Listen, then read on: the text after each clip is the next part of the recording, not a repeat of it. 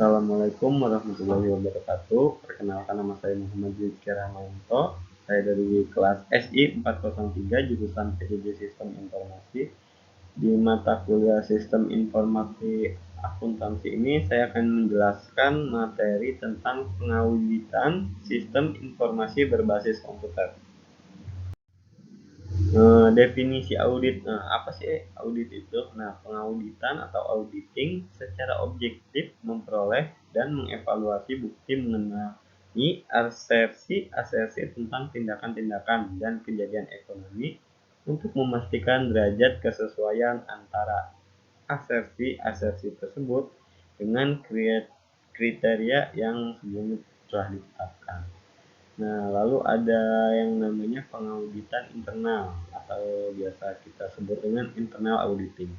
Itu adalah aktivitas penjamin dan konsultasi yang didesain untuk menambah nilai dan meningkatkan efektivitas dan efisiensi organisasi dan juga serta mencapai tujuan organisasi.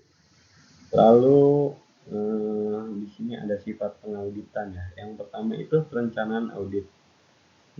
Perencanaan audit itu adalah menetapkan lingkup dan tujuan, mengatur tim audit, mengembangkan pengetahuan atas operasi bisnis, memeriksa hasil audit sebelumnya, dan mengidentifikasi faktor-faktor resiko, lalu menyiapkan program audit.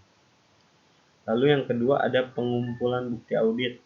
Itu adalah observasi atas aktivitas operasi, pemeriksaan atas dokumentasi, diskusi dengan para pegawai, kuesioner, pemeriksaan fisik atas aset-aset, lalu konfirmasi pihak ketiga, terus melakukan ulang atas prosedur-prosedur, memeriksa bukti pendukung atau biasa disebut coaching atas dokumen sumber, tinjauan analitis juga termasuk, dan penarikan sampel audit.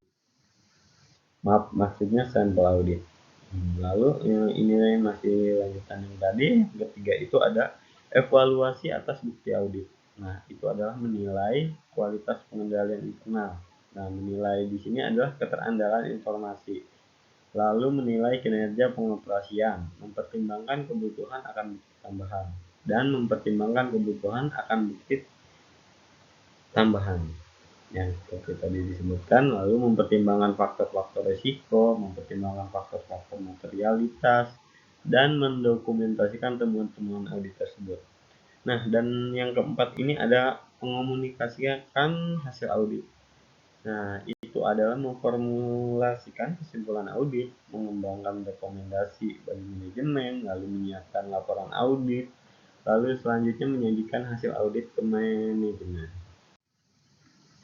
Lalu selanjutnya ada audit sistem informasi.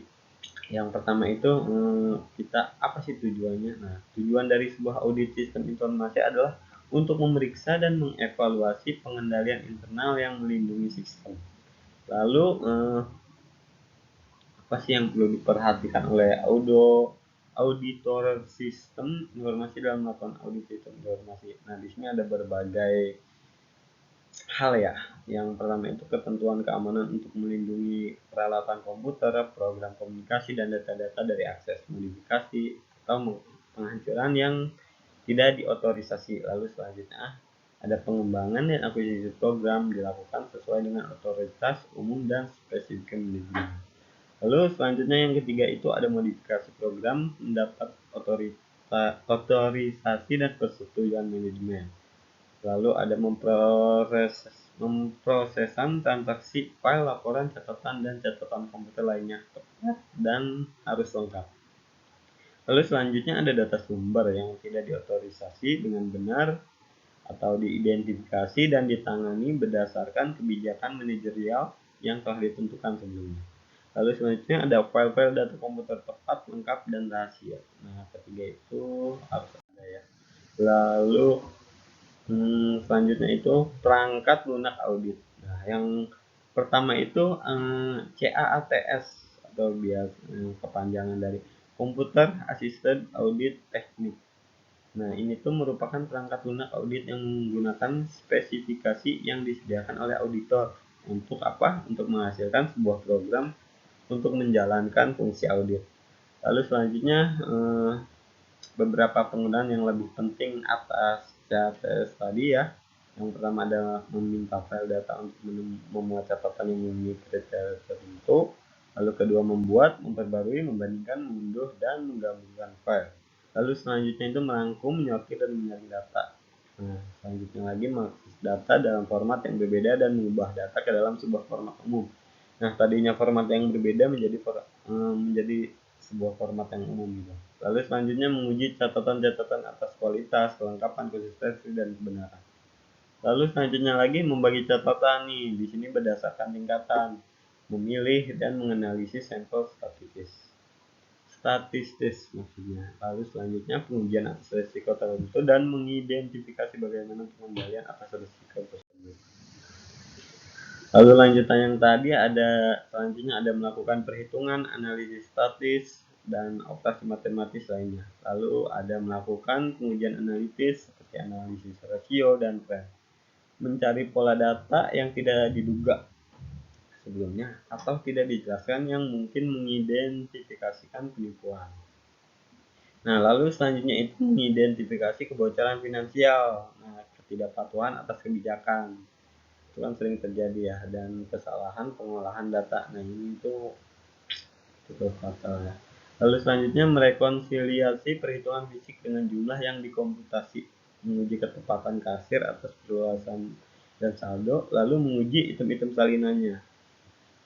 Lalu selanjutnya memformat serta mencetak laporan dan dokumen.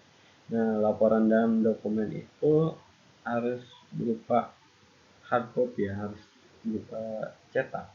Lalu selanjutnya membuat kertas kerja elektronis. Lalu selanjutnya itu selain CATS itu ada GAS.